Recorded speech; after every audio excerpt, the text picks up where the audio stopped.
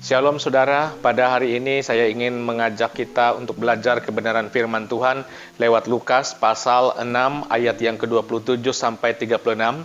Tetapi saya akan mengambil satu ayat bagian pertama pada ayat yang ke-27a yang berbunyi demikian, "Tetapi kepada kamu yang mendengar aku berkata, kasihilah musuhmu." Tema firman Tuhan kita pada hari ini adalah mungkinkah mengasihi musuh kita?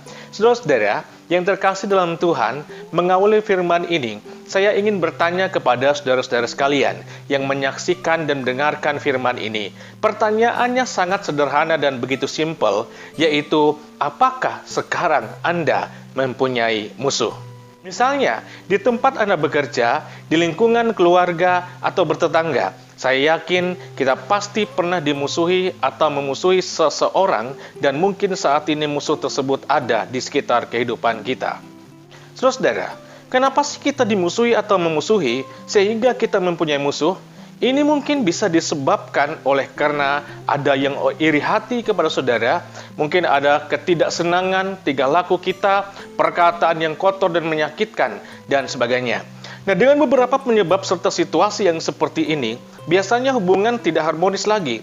Dan kalau ketemuan atau berpas-pasan dengan musuh, maka kadang kita sama-sama berpaling muka, tidak nyaman, tidak aman, dan ada perasaan yang begitu bergejolak di hati kita, yang membuat terkadang kita merasa marah. Nah, saudara, apa sih definisi musuh? Musuh merupakan sesuatu yang dipandang sebagai orang yang merugikan atau menjadi sebuah ancaman bagi orang lain. Dan ini bersifat tidak ramah atau tidak bersahabat. Nah, musuh dalam bahasa Yunani adalah ektros, artinya yang membenci atau yang dibenci.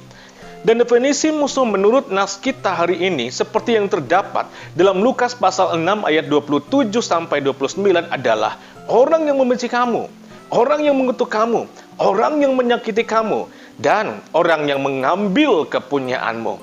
Itulah definisi musuh di dalam kitab Injil Lukas ini. Wah, ternyata musuh ini sangat merugikan kita dong, saudara.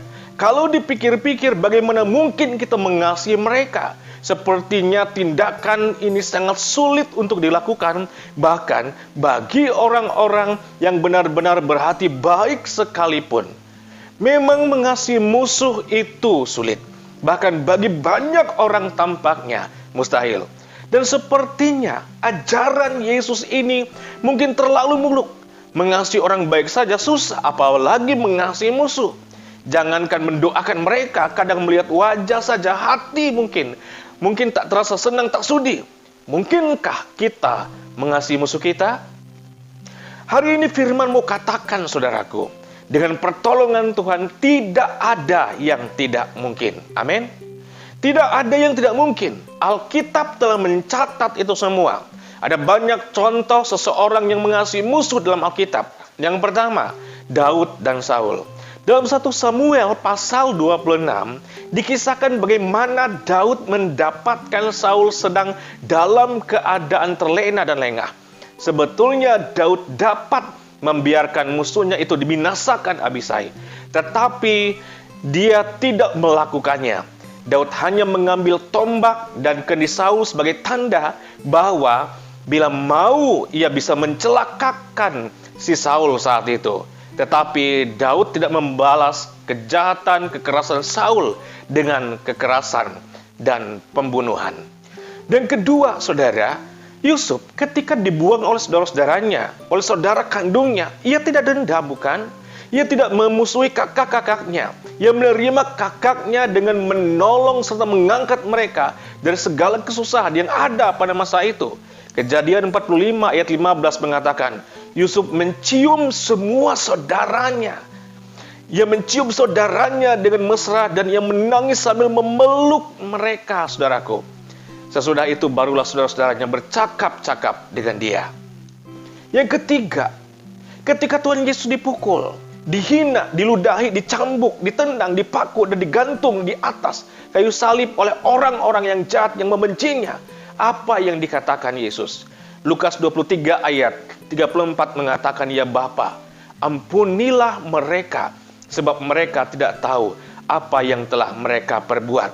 Dan dalam ayat 27 saat ini, saudara, Yesus mengatakan kepada kita bagaimana bersikap terhadap musuh kita. Berbuat baiklah kepada mereka, berkatilah mereka, dan berdoalah bagi mereka. Apa yang dapat kita pelajari lewat kebenaran firman ini? Seorang yang bernama Plumer pernah katakan bahwa membalas kebaikan dengan kejahatan adalah tabiat iblis. Membalas kebaikan dengan kebaikan adalah sesuatu yang manusiawi, biasa. Sedangkan membalas kejahatan dengan kebaikan adalah sifat ilahi. Saudara-saudara, saya percaya bahwa kita setuju dengan apa yang disampaikan oleh Plumer. Yang pertama, orang yang membalas kebaikan dengan kejahatan adalah tabiat iblis. Ini suatu realita yang sering terjadi dalam hidup kita, saudara. Bukankah kita sering menemukan orang-orang seperti demikian?